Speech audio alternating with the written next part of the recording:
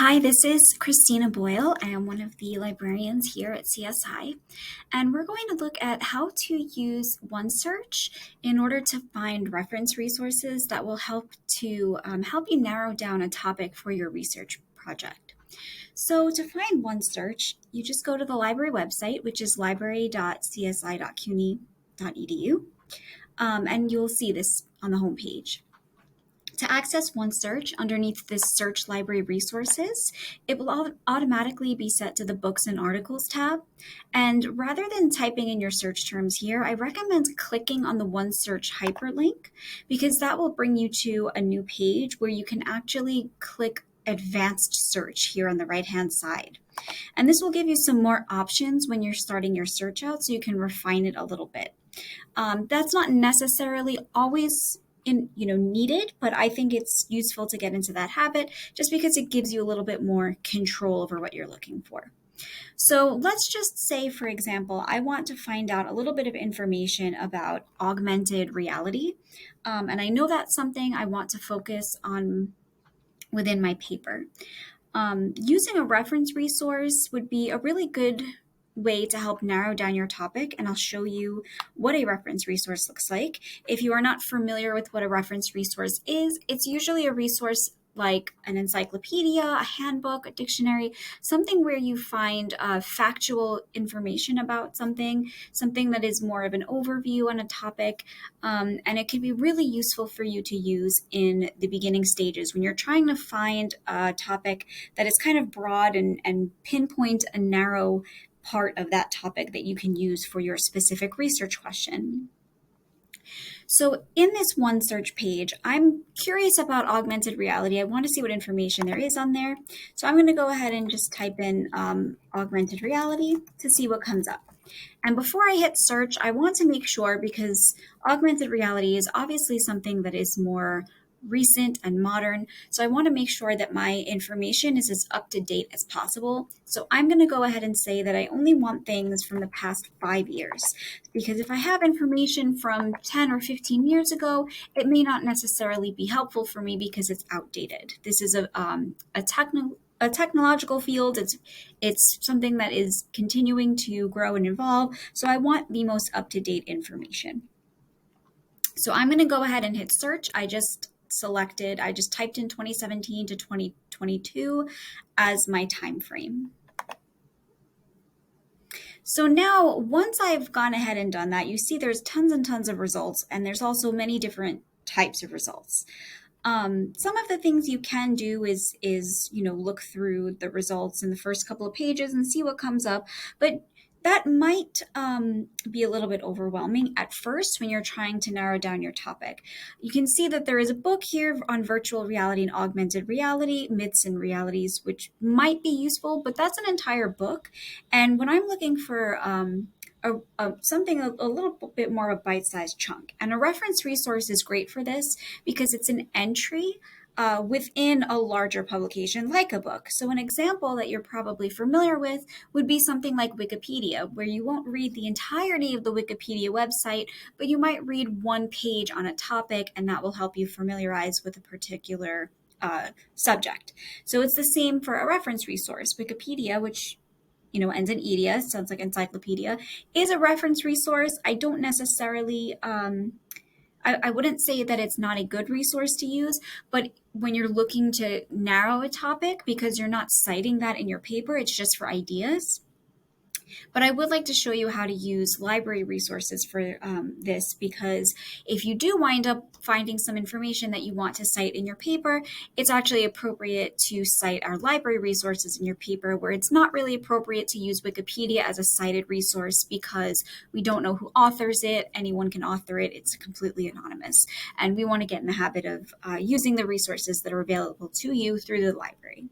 Now, just as a note, I am doing this on the library website. I am on campus, so it will not require me to log in. But once you click on any of the actual resources, it will ask you to log in with your CUNY login credentials, which is the same thing as that you use to log in for Blackboard or CUNY First.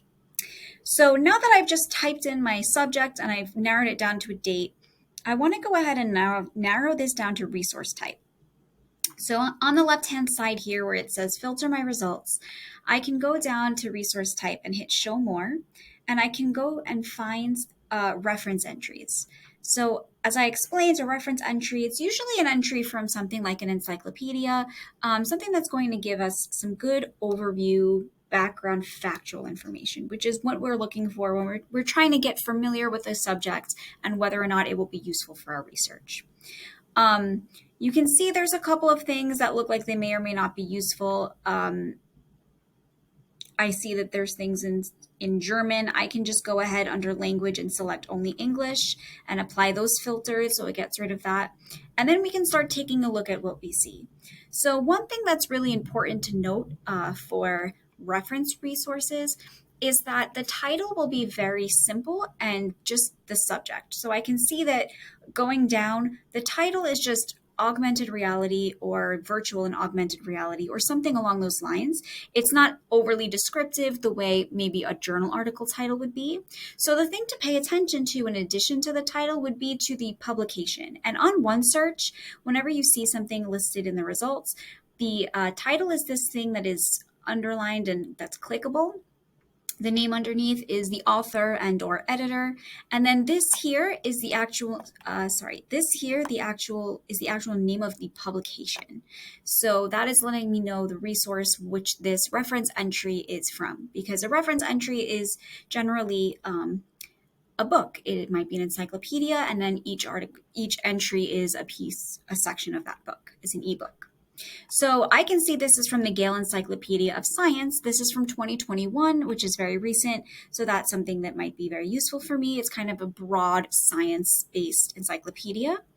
If I go down, I see here this is from Encyclopedia Britannica, which is a very general encyclopedia. This is also relatively recent from 2021. And you'll notice that there's a few different ones. So here, this one is from the Principles of Robotics and Artificial Intelligence, 2018. So I would say to look through a few of them to see what might be most useful for you. So I'm going to go ahead and click on the first one to see what the Gale Encyclopedia of Science has to say. I click available online and it will bring me to a whole bunch of links or maybe one link. I'm going to go ahead and just start with the first link. And then once I click that link, this is where it will prompt me to log in. But since I'm on campus, that's not showing.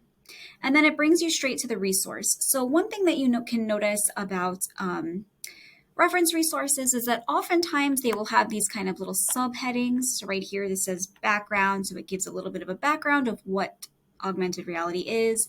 And then it might give a little bit of information in other subjects related. So technology, how to, augmented reality applications to technology, actual applications to how augmented reality is used, concerns about augmented reality. So this is a really good way to both find background information out and then also to see what specific topics within augmented reality or whatever your topic may be that you might want to explore further and then start developing your research question. If you wanted to, you can also click on the full resource, so now up here, this is from the Gale Encyclopedia of Science. So if I wanted to click on the Gale Encyclopedia of Science, I can actually look through the full encyclopedia as well. There'll be a more like this. So here are some suggested topics. Now notice some of these are from news sources and business journal. That's a trade journal. So just pay attention to that. Also will let you know some related subjects. Oftentimes there will be some suggested further reading. So here's some resources, some books and websites that are being suggested.